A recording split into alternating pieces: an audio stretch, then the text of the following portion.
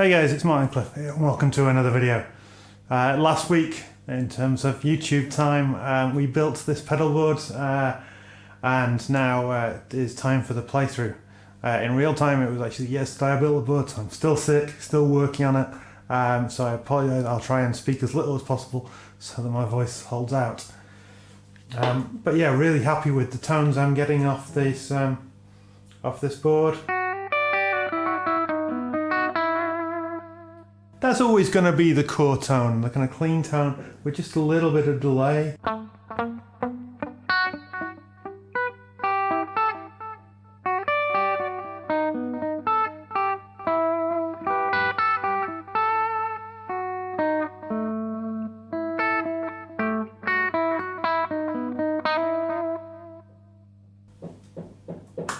And then add a bit of compression.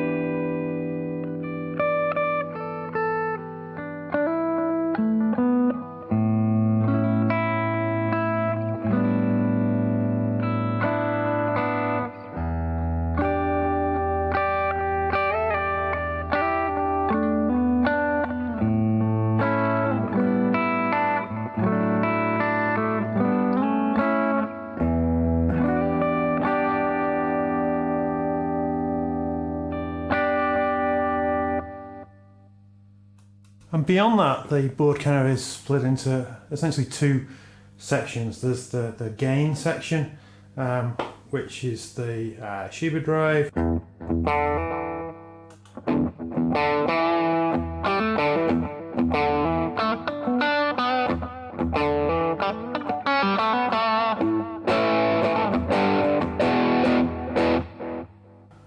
The Little Green Wonder.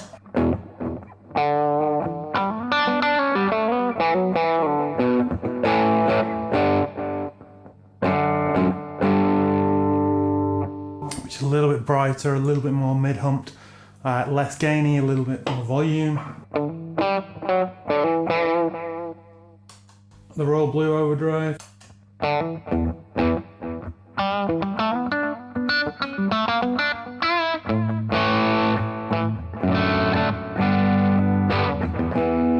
Which is a bit more kind of touch responsive, responds more to picking dynamics.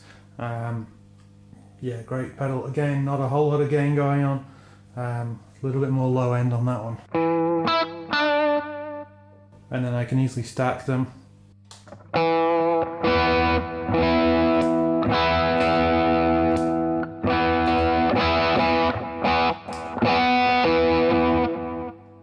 all three gives plenty of gain.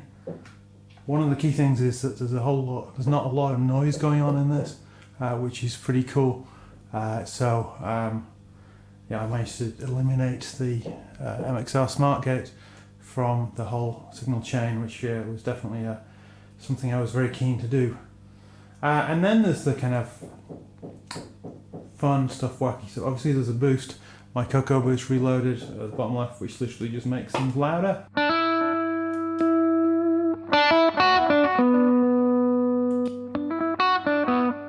Not a subtle effect, but for live it's essential for pushing yourself up in a mix when you're playing with other people.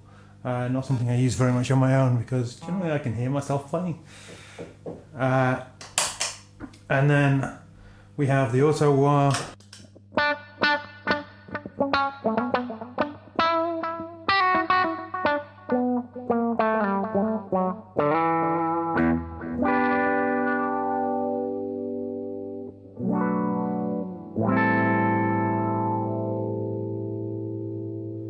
I've used a few different envelope filters over the time, the MXR bass envelope filter, the two versions of the 3-leaf audio Proton, and this one seems to be the more guitar centric one. It has the guitar and bass switch.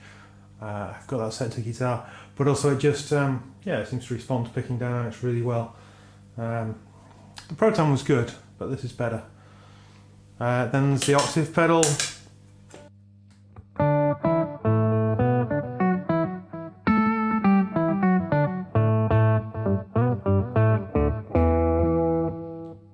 But Martin, I hear you say that's a bass pedal, and you'll be right, it is an MXR Bass Innovations Bass Octave Deluxe. I've struggled to find an octave pedal that I like. This is the best one I've found for guitar, and I'm not alone in using it. I believe Gary Clark Jr. uses this octave pedal on his board as well, and he gets some pretty cool funky sounds out of it. So octave plus auto wah together.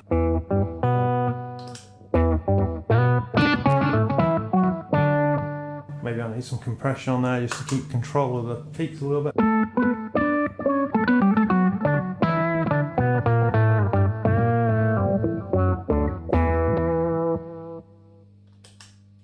Pretty cool. And then my trusty vibe.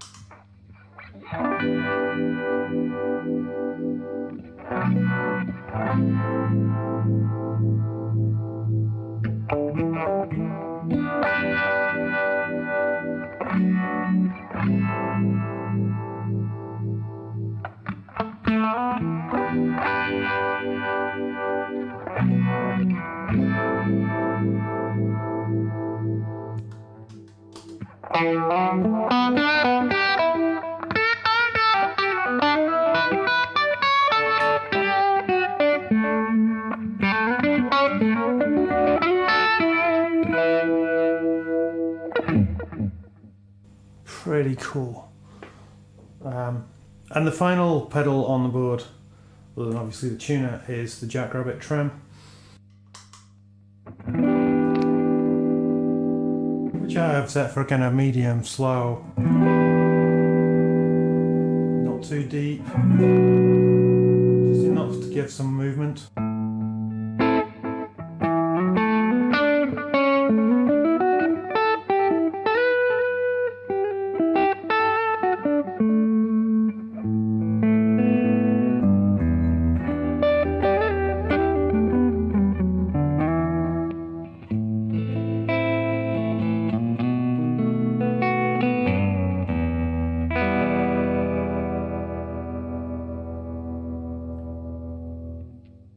Now in terms of noise and stuff, I'm in pretty much the worst case scenario at the moment. I'm in a room with lots of lighting on.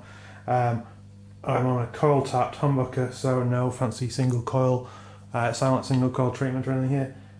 And you can hear a little bit of something, but there's not a lot going on. Even if I had a bit more gain. Yeah, the noise floor is incredibly low, so I'm really pleased with how I've managed to achieve that with this board.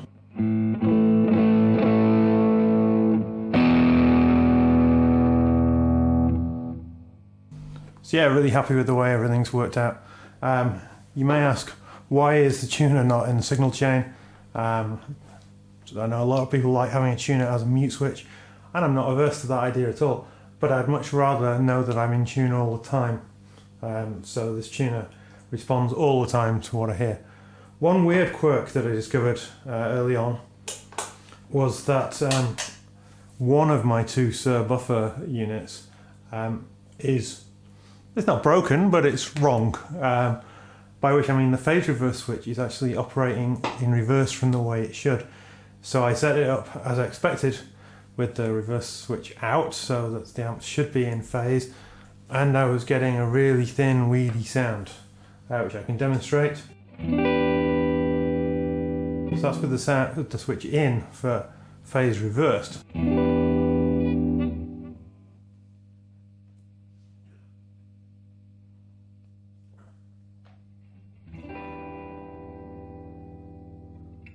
And that's with the phase reverse switch out, which should be in phase. And even in the room here, it's very obvious that there's a distinct lack of low end, and the sound is just missing all its center. It sounds a lot wider, but there's no body to it.